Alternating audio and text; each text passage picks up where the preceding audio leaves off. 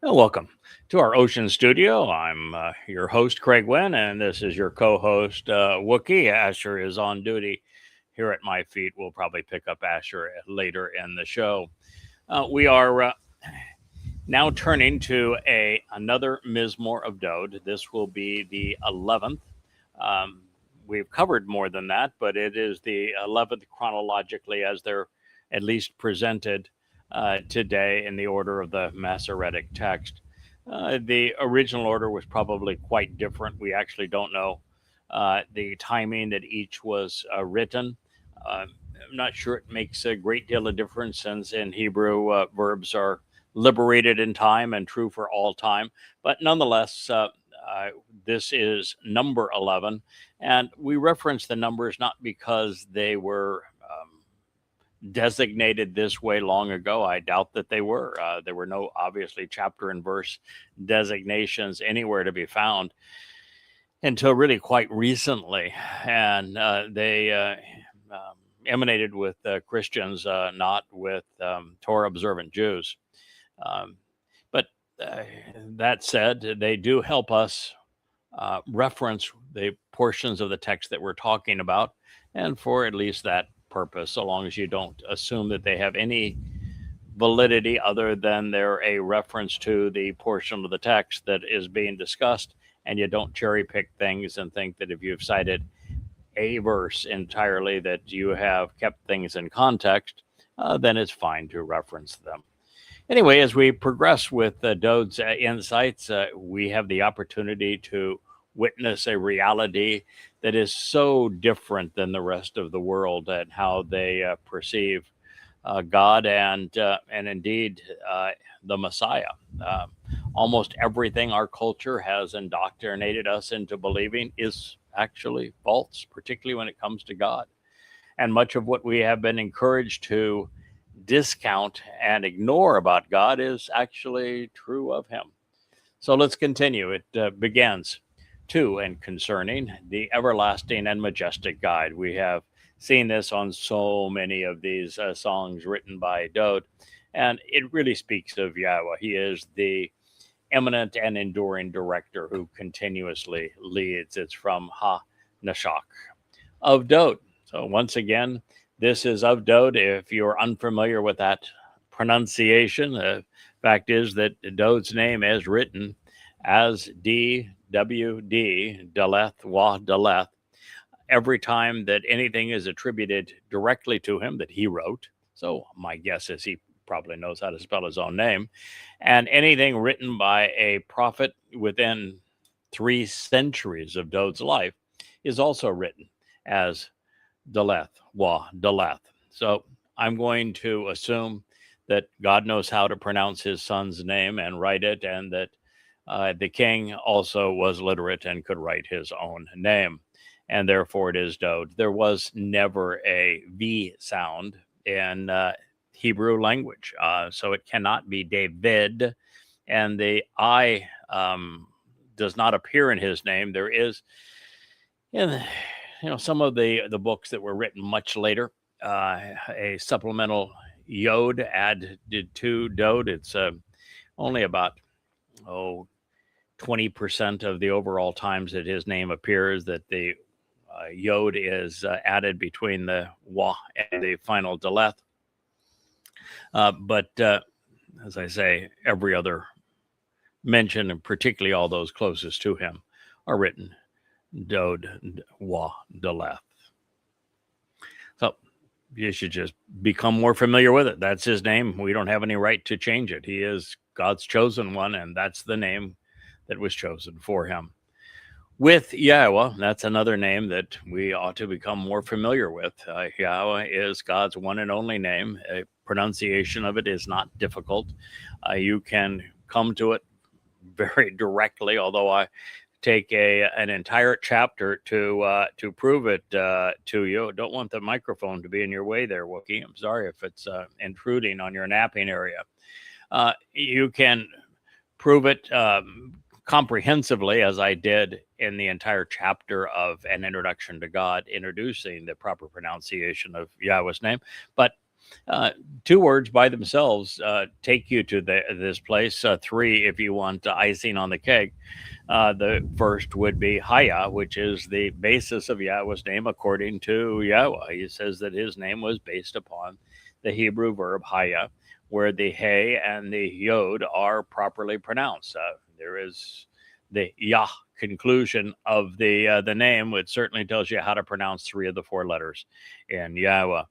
And it was revealed to us in a book that Yahweh referred to as his Torah. The O sound in Torah, the vowel O in Torah, as well as the Ah sound at the end of Torah, where both tell us how to pronounce Yahweh's name. The Wah is the O sound in Torah. That's where it comes from. And the He is the ending of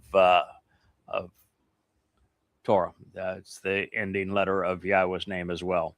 And if you don't like Torah, if you think there's a chance that the second most commonly repeated Hebrew word is mispronounced, then how about shalom? Shalom is the most commonly pronounced Hebrew word, and the O sound in shalom is delivered by the Wah, which is a vowel. And so this reads, with Yahweh, I find someone I can trust to keep me safe. Chesah, I am comfortable, restful, and resilient, at peace, protected, and in perfect harmony by having properly placed my confidence. So why would you say of my soul, he is now asking idiots, particularly the religious and specifically Christians, why would you say of my soul, flee, flutter away, wandering aimlessly to your mountain like a bird? Mizmor lyrics to sing, Psalm 11:1. Religious leaders would have Dowd all but disappear. For them, his life was little more than an aimless pursuit of personal grievances, his words lamentable, his attitude that of an incurable complainer. But most of all, they are bothered by the fact that God said of him and did through him everything that they have sought to attribute to themselves or to others. They would have him flutter and fly away and then remain in the place they view with contempt, which would be, in this case, Zion. The easiest way to simulate this flight of fancy was to take that which was redeeming from him and give what God bestowed to Dowd to another. In so doing, at least in their eyes, his life became irrelevant. After all, he was robbed and destitute after they had maligned him. So his people, his purpose, his prophecies, and his songs, even his relationship with God as the very Son of God, the chosen one, was reduced to being nothing more than the forefather of a nameless Messiah. What had been written about him was spun in the centrifuge of replacement theology. They took the unrecognizable result and applied it to themselves, their expectations, and their incarnation of salvation. In this regard, Dowd was observant, but not the least bit amused. He put all of us on notice. What follows is indicative of that, and it's beautifully written and vividly depicted. I think we had someone drive through our driveway, which caused the Wookiee to go into watchdog mode. He is very serious about his security services. Might be small in stature, but he's big in attitude.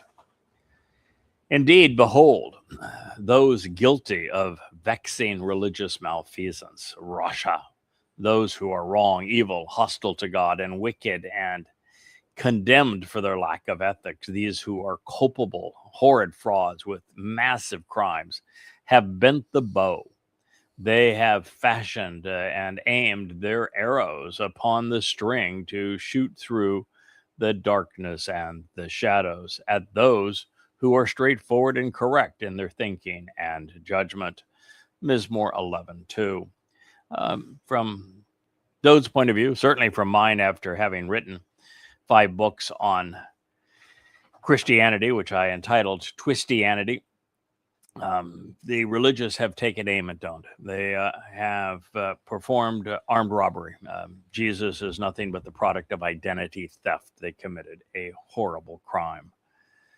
So this is prophetically addressing the times when Imperial Rome, the Roman Catholic Church, the Holy Roman Empire, and all that would grow out of this beast, including the Orthodox and Protestant versions of Christianity, European kingdoms, and indeed the Third Reich, and now the Fourth, based upon MAGAs, are all ready to assail everything that pertains to God. They have bent the bow of religious malfeasance and pointed their arrows directly at Yahweh's people, Yehudim, Jews. It is amazing to watch today with mainstream talking heads and influencers like Tucker Carlson just turning to nothing but anti-Semitic tripe. And I think Candace Owens may even be more popular than he is. And their popularity is derived from the overall popularity today of anti-Semitism. The world has gone crazy in its hatred of Jews, blaming Jews for everything. It's back to what the world experienced in the beginning days of Hitler's rise to power and the Third Reich, now with the rise of the Fourth Reich and Donald Trump. It's going to turn out very, very badly for the world at large. And these idiots promoting this, who are taking aim, who have placed their arrows on their bows to take direct aim at all things that pertain to Yahweh, Dode, and the Torah and the prophets, the covenant, the Mow'ed, Miqra'ey, Yisrael, Yehudim. The next 10 years is going to be their dominion, and they're going to make a mess of this world, and the result is that they will not survive beyond that period of time. They'll all be gone. So this following statement is a rhetorical question. Dode is asking us if we know the most appropriate way to respond to what Paul and his Roman Catholic Church have done to demean and replace Yahweh, his Torah, and his covenant. Boy, speaking of the Roman Catholic Church, beginning to just to see some semblance of what Pope Leo has been advocating. He was always a bit crazy. You could just tell that there was something not quite right about that dude. You know, he began by groveling all over statues to Mary, and the traditionalist says, "Wow, this is a man after our own cause. He's going to be there to support Mary, the Mother of God, the Queen of Heaven, and the Madonna and Child," and was venerating statues of her. And now he's saying, "Don't pray to Mary. No, don't pray to Mary," and putting crowns on the heads of babies and statues of Mary. I'm telling you, this is one weird dude who don't know how that's going to turn out. But, you know, since he's a young enough man, he is likely to be the last pope unless he is somehow unpopeized through his most recent edicts. We'll see how it plays out. I don't have a dog in that hunt, and that I'm exceedingly anti-Christian and particularly anti-Roman Catholic, but it is nonetheless interesting. So indeed, when the most basic principles, the very foundation, the shath, the fundamental elements which frame and define issues, the purpose and the means of support are torn down, Wookie, don't do that. What should those who are right do? Mizmor lyrics to sing Psalm 11:3. Obviously, Dode knew the answer, which is why he was asking the question. We should know it too, because, well, we have read what Yahweh inspired him and other prophets to compose. And having studied his response, that would be wise for it to reflect our own. And in this regard, the Messiah and Son of God, Dode, is blatantly and boldly confrontational. He is ever prepared, willing, and ready to expose and condemn that which is Rasha, that which is contrary to God's instructions. And those who claim that they speak for the Christian God against Jews are Russia. We should oppose them. We should condemn them. So let's be clear. The most basic principles of the Torah have been assailed and dismantled by Christianity. It began with Yahweh's name and even Dod's name. The Christian God would not be known as Yahweh, and the Messiah would not be Dod, but instead be called the Lord Jesus Christ, although there was no Jesus and no Christ in first century Yehudah. Yahweh's teaching and guidance would be mischaracterized as laborious and as a list of arcane laws which were no longer relevant and could not be obeyed, nor could they save. And this is largely the function of rabbis mischaracterizing the Torah as laws, when the Torah is not a set of laws, it's a set of instructions. It contains guidance. The Torah is an exceedingly unreligious book. Yahweh's covenant was replaced with a new and different one, completely detached from the Torah and from Israel, even from Yahweh. Its conditions and benefits would be forgotten and annulled. In the 89th Mizmor, the first statement that Yahweh makes relative to Dod is to say that it was through Dod that he cut. Therefore, he established his covenant. Therefore, without Dod, there is no covenant. Not a first one, not a second one, not an old one, not a renewed one. There is no covenant. Yahweh said explicitly that he, cut, established his covenant, the Bereth, the one and only covenant, with Dod.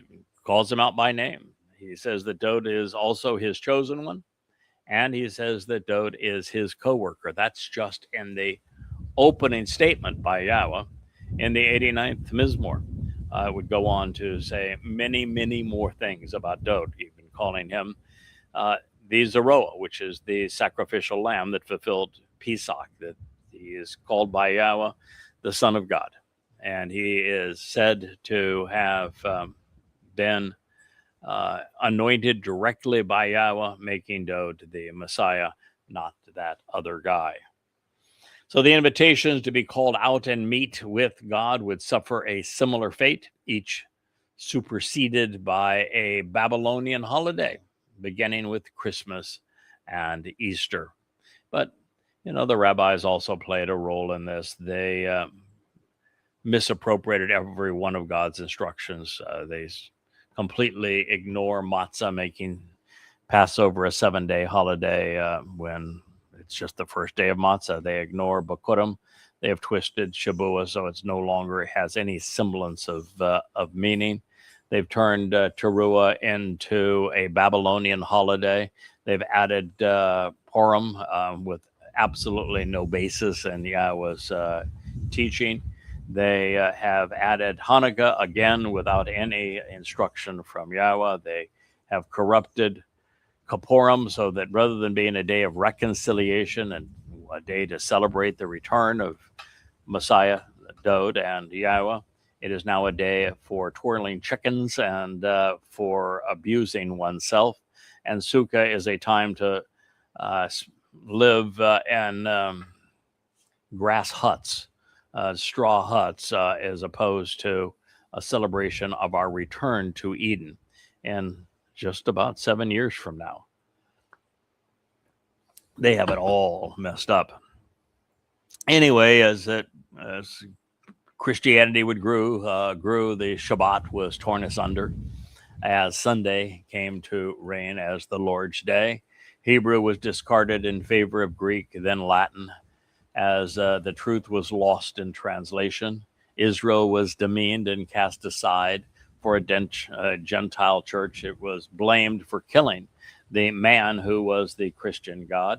The intended relationship became a fraudulent religion. Truth gave way to faith. Reliability became changeability. And consistency was overthrown by contradiction, such as the nature of Christianity. Even Dod, Yahweh's beloved son, the chosen one, the branch, the protective shepherd, the set-apart one, the anointed Messiah, the sacrificial lamb, the eternal king, would be mischaracterized in order to make Jesus appear credible. Even then, after affording their savior a Greek name and a Greek title, Christians would deprive Dowd of his role as the Passover lamb, thereby negating their salvation. Prayer, defined as talking to God, replaced Shama, listening to him, as man's opinions took precedence over Yahweh's testimony. From there, it would be a simple matter of bewildering the masses such that they would reject the truth and believe even the most perverted of lies. And once you had a majority hoodwinked into believing the deceptions, well, then you built mighty churches and cathedrals to impose the perceived credibility of the belief system. Therefore, from the view of billions of people, ignorant as they are, irrational as they are, God would actually be born. He would come into this world, our world, as a baby, doing so on Christmas Day, which was the day celebrated by pagans. He would die. Can you imagine that? God, a dead God. Yeah, his symbol would be that of a dead God on a stick. What a lovely way to celebrate your religion with a torture device.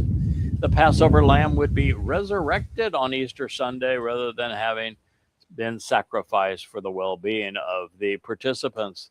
The Babylonian Trinity would be ordained as godly. The adversarial Lord, Satan himself, would be worshipped as if he were a god. The chosen people would be condemned as inferior by Romans, then Roman Catholics, so that the Gentile church could predicate their new religion on supersessionalism. Those advancing such lies would be admired and enriched, while those refuting them would be scorned and ridiculed.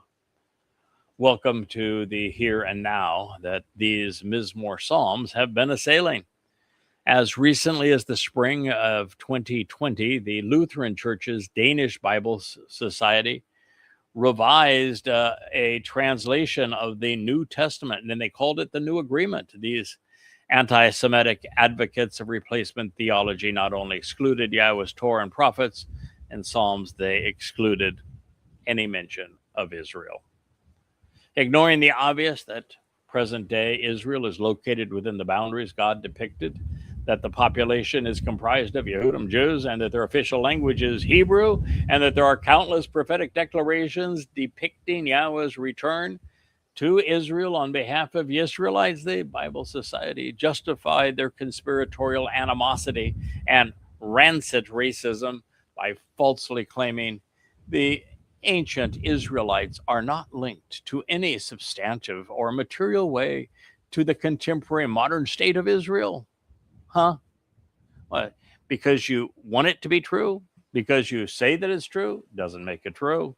The biblical narrative of the Israel has almost nothing to do with contemporary Israel other than the intentional manipulation of sacred text to justify a political project. This was cited from a speech given by evangelical Lutheran pastor. I think I shared this the last time we were in this position. His name was Robert Smith. He's a stalwart of the World Council on Churches and a proponent of the boycott, divestment, and sanctions movement against Israel. He's your typical anti-Semite. So when liars lie, especially religious narcissists and self-aggrandizing psychopaths, they almost always project their own following or faults on those they oppose. And this is precisely what has occurred here. It is the Danish Bible Society that is trying to justify a political project, and they have manipulated their sacred text to claim for themselves something that has nothing to do with them. Now, at the same anti-Semitic conference, a Muslim who had converted to Christianity, we'll call him a fake Estinian pastor. His name was Miqra'ey.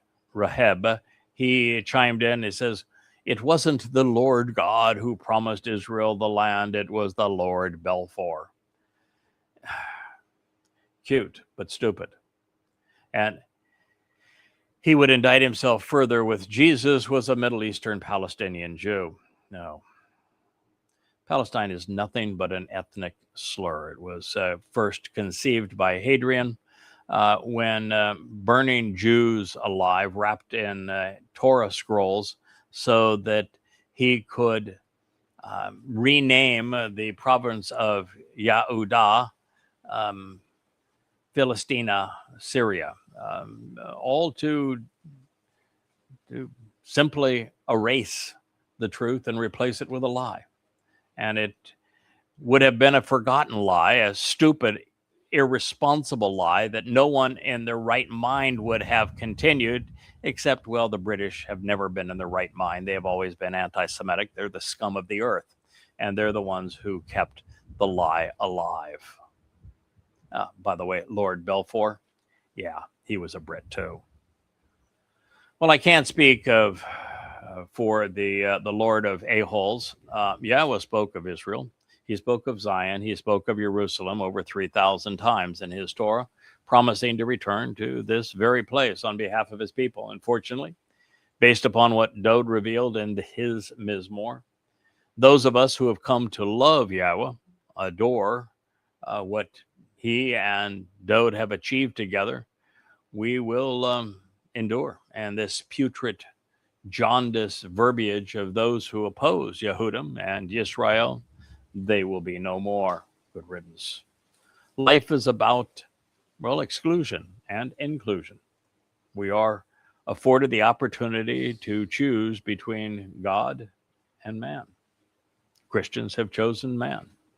I've chosen God. I hope you do as well. Now, long ago, some 14 billion years, of course, looking back from our perspective, relative to the position, God's position at the Big Bang, it would have been just 6 24-hour days, the proof of which that 6 24-hour days and 14 billion years are the same length of time relative to the vantage point of the witness is proven by the microwave cosmic radiation that emanates still from the Big Bang. And when you do the math, you'll see that time was stretched to 10 to the 12th power. You divide 14 billion years by 10 to the 12th power, you get 6 24-hour days. So this is an equivalence that, well, Twistians have never managed to make. And since he created the universe, conceived life, authored his Torah, and offered his covenant to become part of his family, anything our Heavenly Father could do with us or through us, he would not do alone. This is one of the things that is just completely missing through the religious. God specifically said that he was not going to speak directly to his people, that he would, in fact, speak through men of his choosing. This means that God could not have been Jesus. I mean, the fact is, God's not a man. But this notion that God spoke directly to his people as Jesus contradicts what God said that he would do.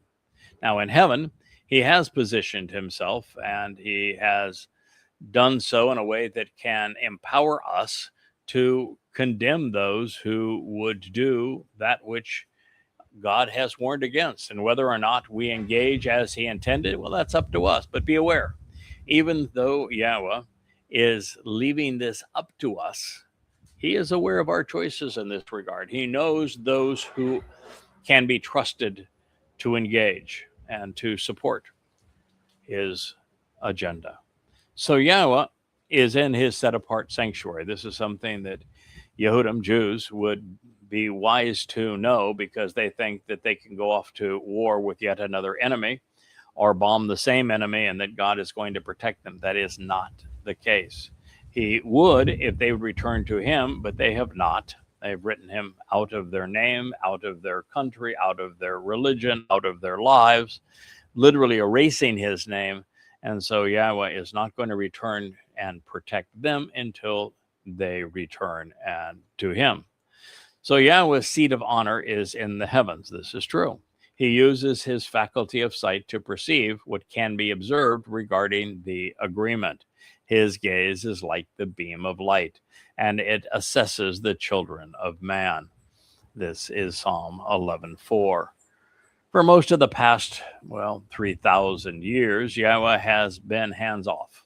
allowing man to do as he pleased. He intervened to provide, well, this and other prophetic testimony through prophets such as Yeshaya, Yirmiah, Zechariah, Hosea, and Malachi, Yoel are all examples.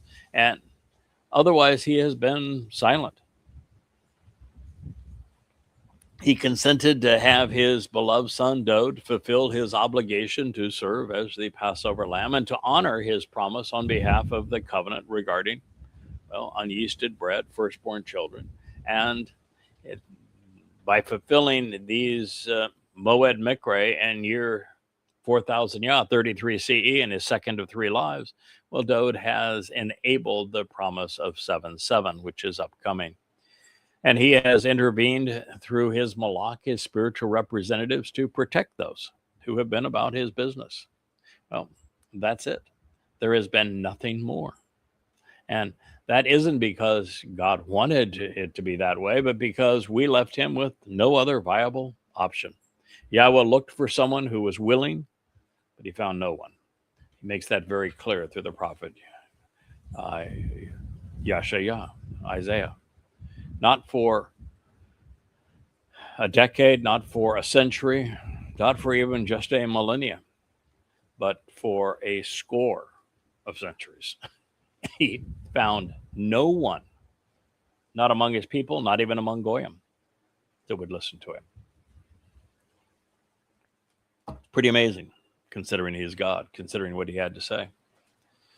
Now that we are approaching the time of God's final return, this will be on Yom Kippurim in year 6000 Yah, October 2nd, 2033. Yah was moving among his people. He's inspiring those devoted to the prospect of calling his people home. He is now easier to find and know than he has been in a very long time. And God wants to interact with his children. It's all he has ever wanted. But for that to occur, we have to do our part. Our approach to God must be based upon facts, and our assessment of his testimony must be accurate. And then we must respond correctly. And even when we make mistakes, we must show that we can correct them, learn from them, and grow as a result. And as this occurs, our motives will be genuine and we will engender God's respect. It says Yahweh examines the genuineness, the bakan. He observes, closely examining, carefully considering, even testing the reaction of those who are upright and correct.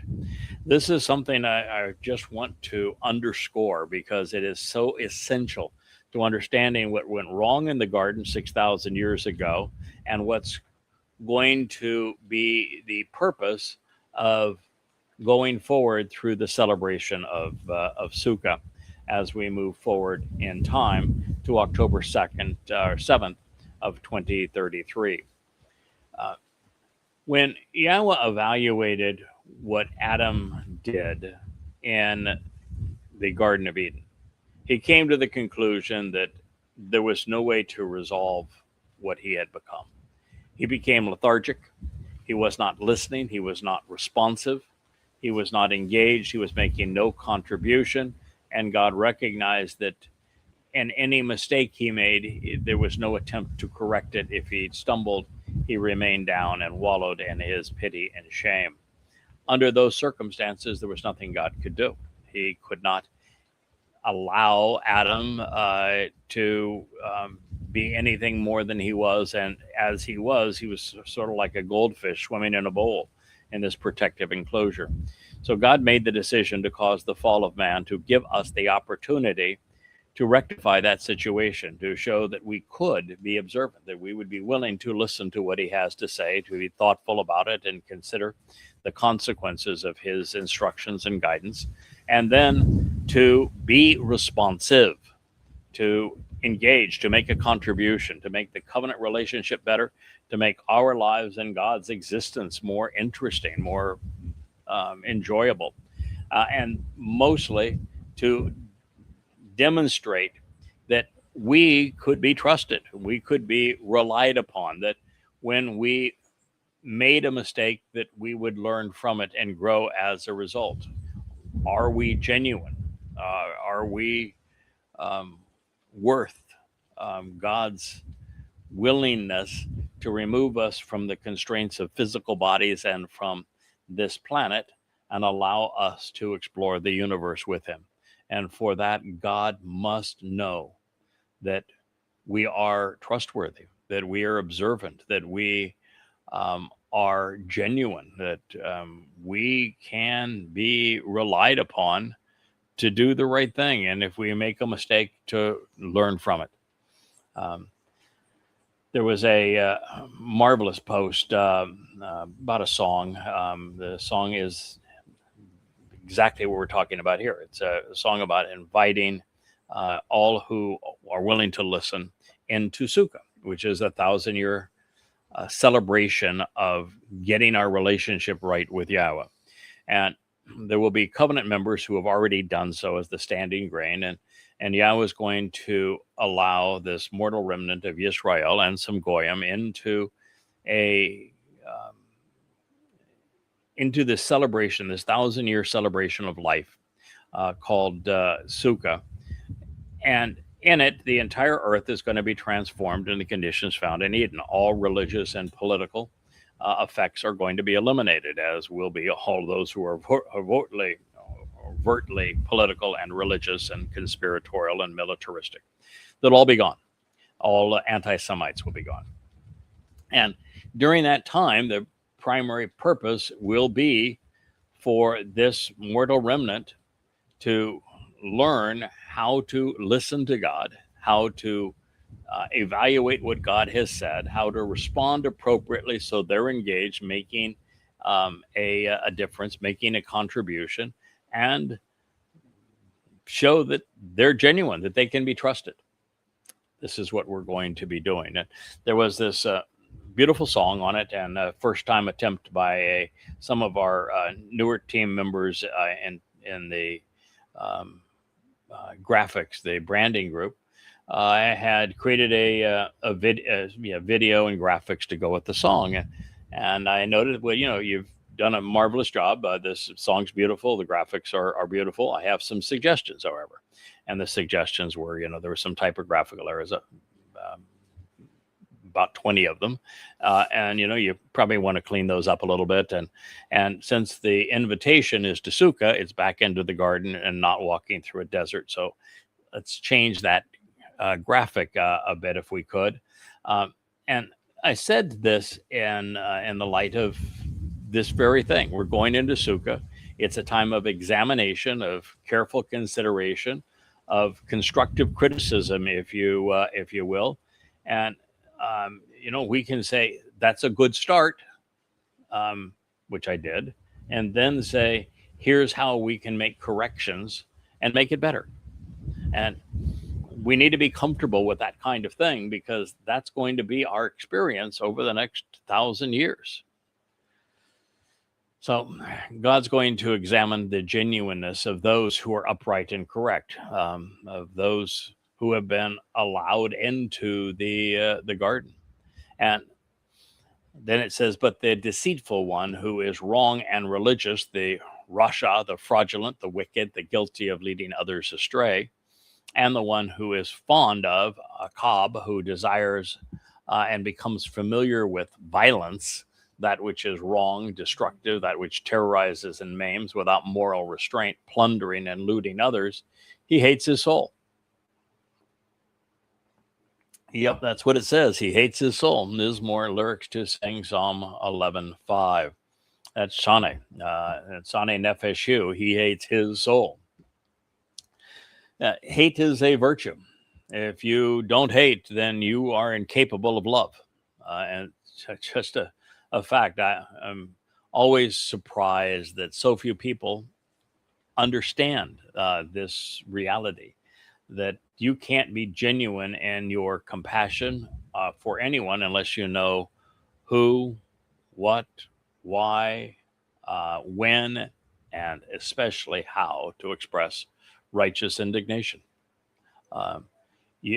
To protect children, you must be opposed to pedophiles and pedophilia, as well as any religious or political incitement to be pedophiles, like Islam. You must care enough for women's rights to be opposed to rape and to sexism. And uh, religions are the primary instigators of the debasement of women. And if you do not despise those things which have been so hostile to women, including the rape of women, then you're not being compassionate. You're not being just.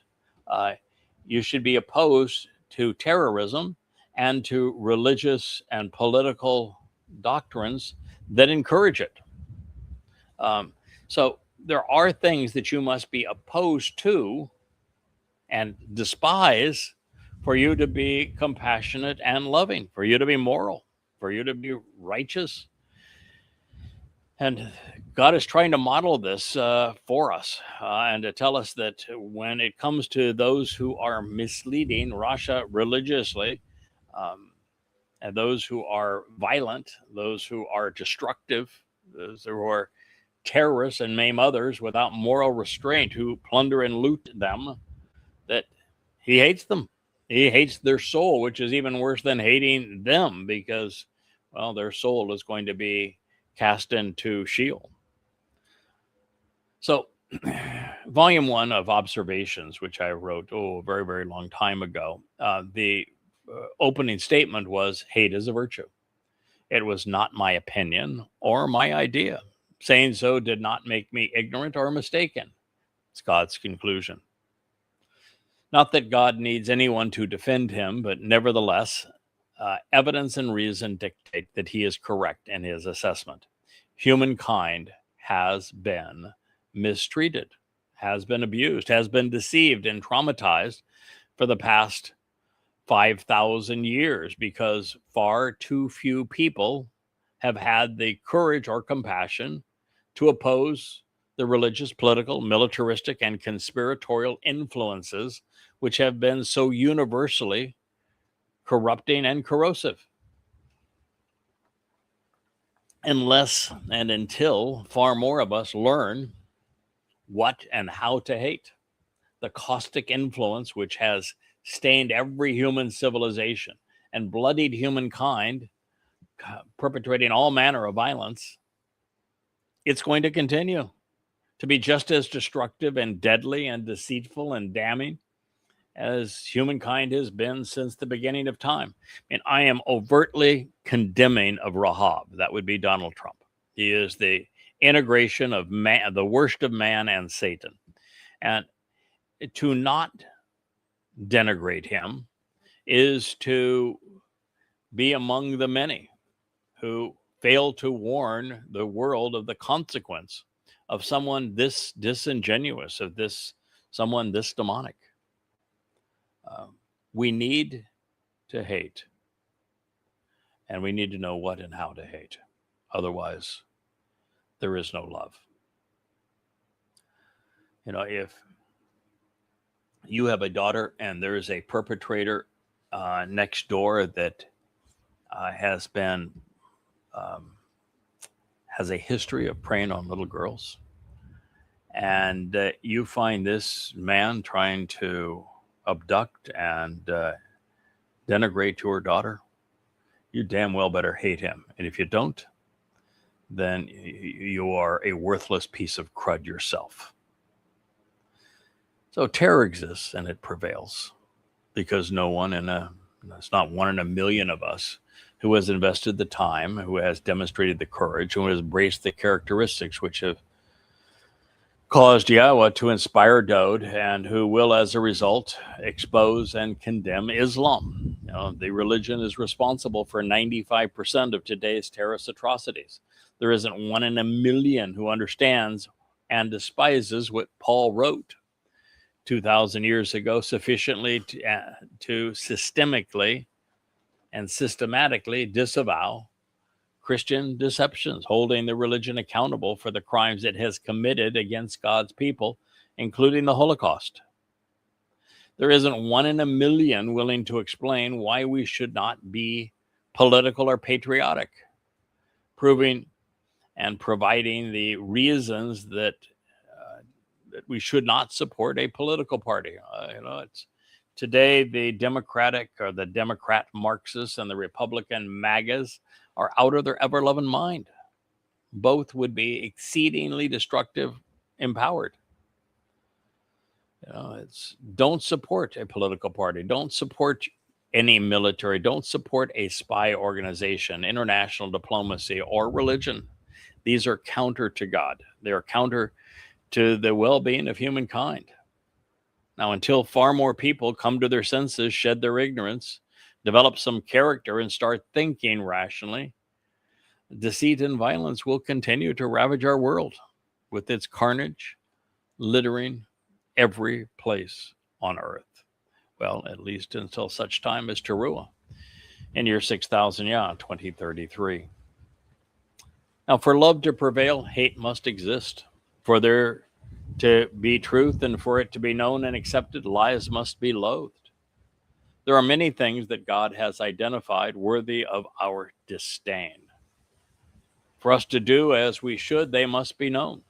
They must be understood. They must be exposed. They must be condemned. That's why I've written 13 books in the Goddamn Religion, Twistianity, and Babel series. All words should be wielded wisely using evidence and reason, which is precisely what I have done. Go to yadayah.com. Read those 13 volumes if you want to know how evil prevails. Now, before we go on, I want to reinforce a couple of things. Now, you guys get comfortable there, Wookie. I don't want you to work too hard at this. So the things I'd like to reinforce that are essential to Yahweh in this regard is, first, that God said that he hates the soul of the individual who disseminates lies on behalf of religion and who advocates violence. Now, this means a couple of things. First, we should never promote violence as a solution to any problem. We are encouraged to use words. Now, second, we must acknowledge that religion and other forms of deceit live within the souls of their advocates. The treacherous will continue to be corrosive as long as the proponents of such tactics exist.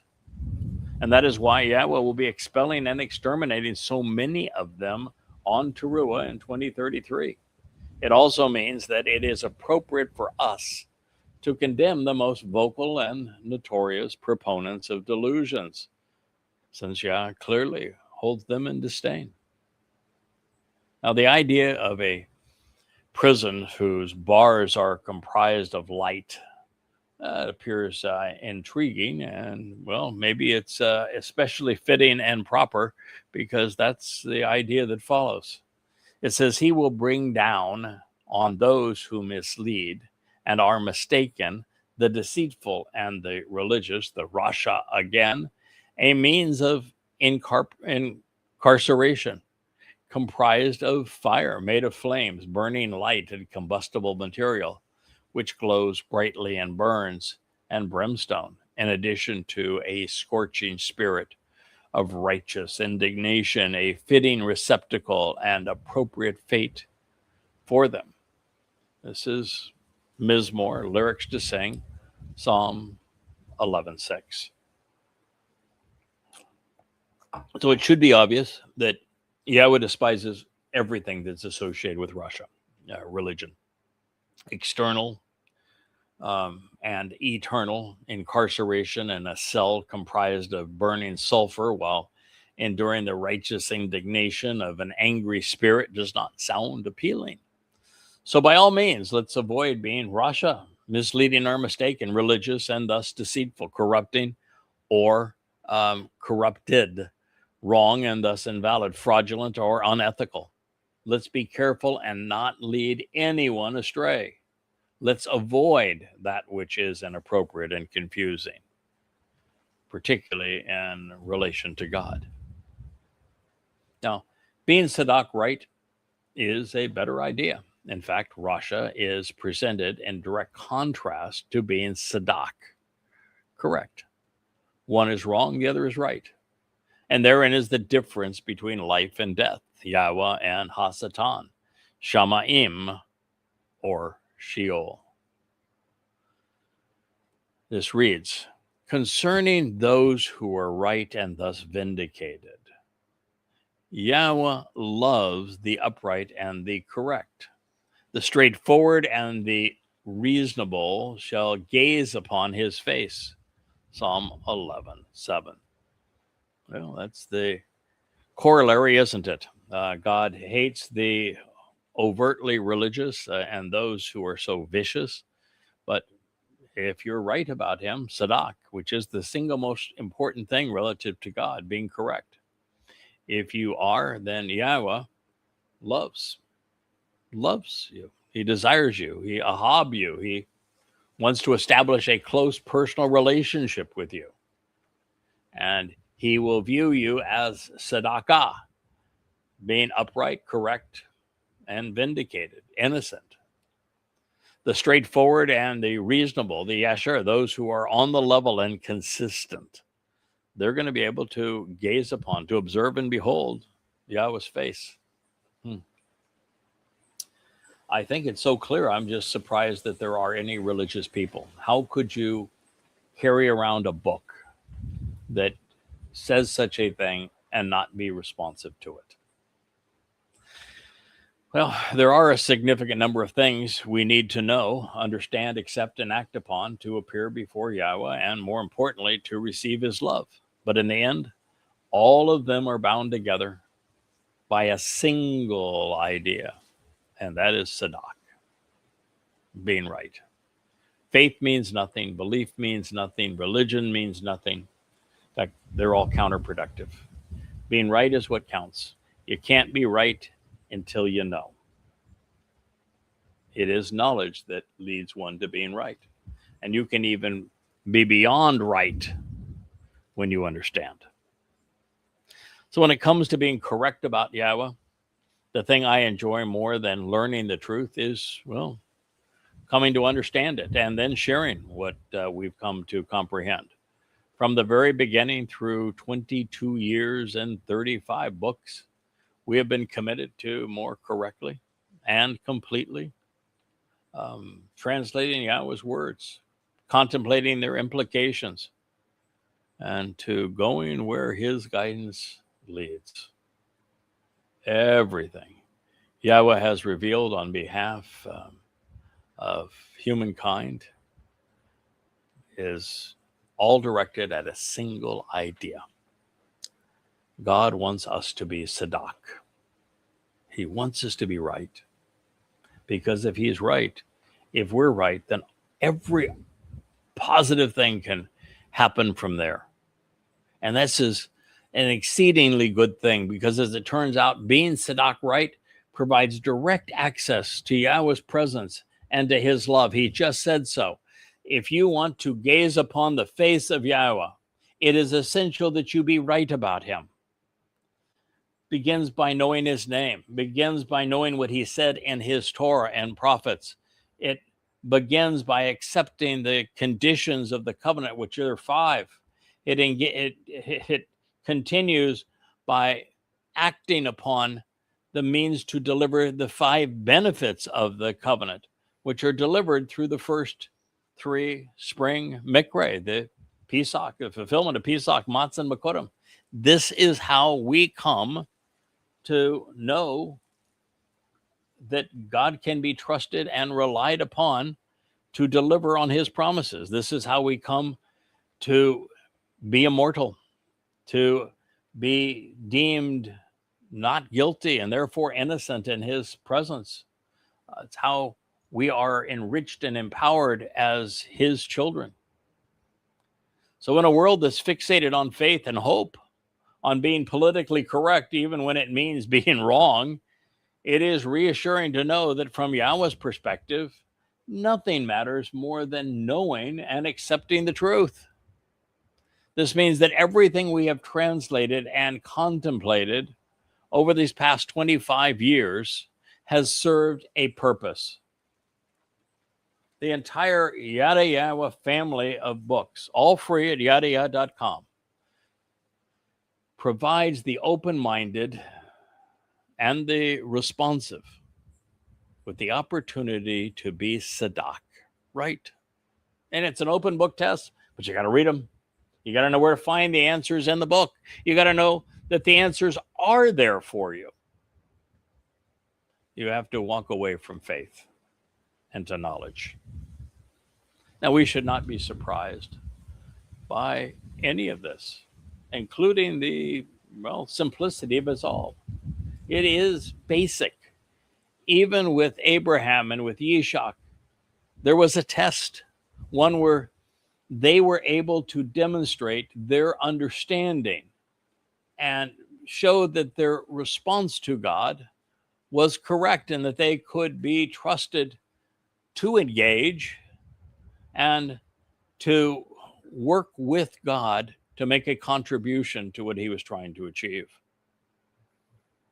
And speaking of being right, in this short psalm, Yahweh's name appears 4 times.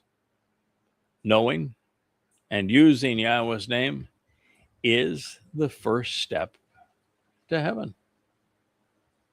Therefore, it reads, to the everlasting and majestic guide of Dode, the beloved, with Yahweh, I find someone I can trust to keep me safe, such that I'm comfortable, confident, and harmonious. So why would you say, speaking to the religious of my soul, flee to your mountain like a bird, go away? Indeed, behold, those who are guilty of vexing religious malfeasance have bent the bow. They have fashioned and aimed their arrows upon the string to shoot through the darkness and shadows at those of us who are straightforward and correct in our thinking and judgment. Indeed, when the most basic principles are torn down, what should those who are right do? How should we respond? Yahweh is in his set-apart sanctuary and royal residence. Yahweh's seat of honor is in the heavens. He uses his faculty of sight to perceive what can be observed regarding the agreement. His gaze is like a beam of light, and it assesses the children of man. Yahweh examines the genuineness of those who are upright and correct. He's able to test our reliability. But the deceitful one who is wrong and religious, the one who is fond of violence, Hamas, he hates his soul. He will bring down on those who mislead and who are mistaken, the deceitful and the religious, a means of incarceration. It's going to be composed of burning light and of brimstone, in addition to a scorching spirit of righteous indignation, a fitting reciprocal and an appropriate fate for them. Concerning those who are right and thus vindicated, well, Yahweh loves them, the upright and the correct as well. The straightforward and the reasonable are the ones who will have the opportunity to gaze upon his face. And therein is Mizmor, lyrics to sing, Psalm 11:7.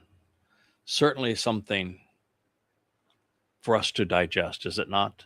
Something for us to appreciate, something for us to use as a means to grow, to become more than we would otherwise be without these insights. The man that Yahweh chose, the man that he placed his spirit upon, the man that he called his beloved son, the man he anointed as Hamashiach, has just told you that faith is meaningless. Religions are counterproductive. And what matters is knowledge that leads to understanding, so that you too can be right about God. You'll find these answers at yadayah.com. I would encourage you to go there. There is much that you can learn, much you can gain through the process. And now is the time, because there's so little of it remaining. Mankind has been out of the garden for just now 7 years, shy of 6,000.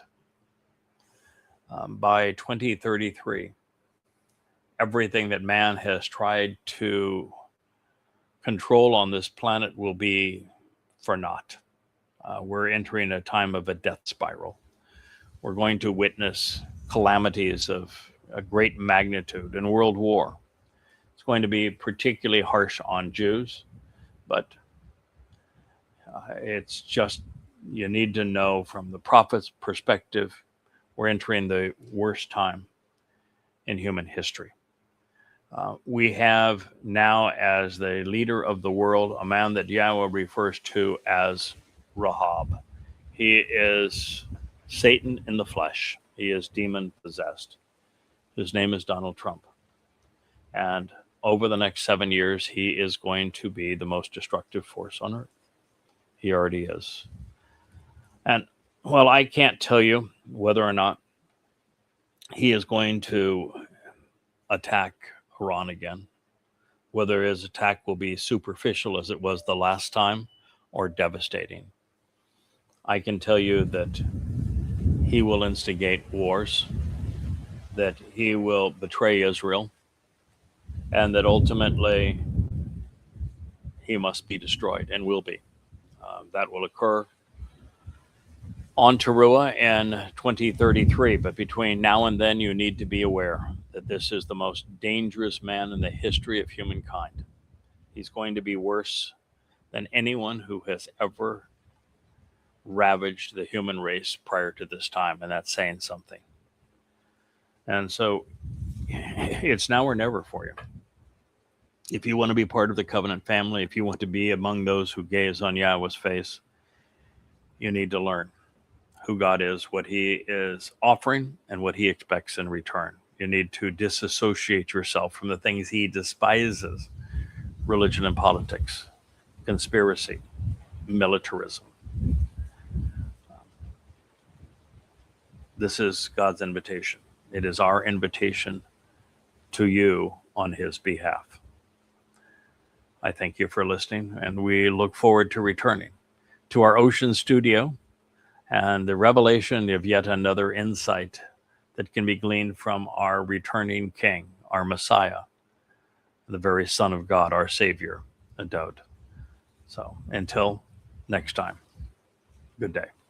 Hey there, thanks for tuning in. That was Fetch. Gotta run now. Catch y'all on our next podcast.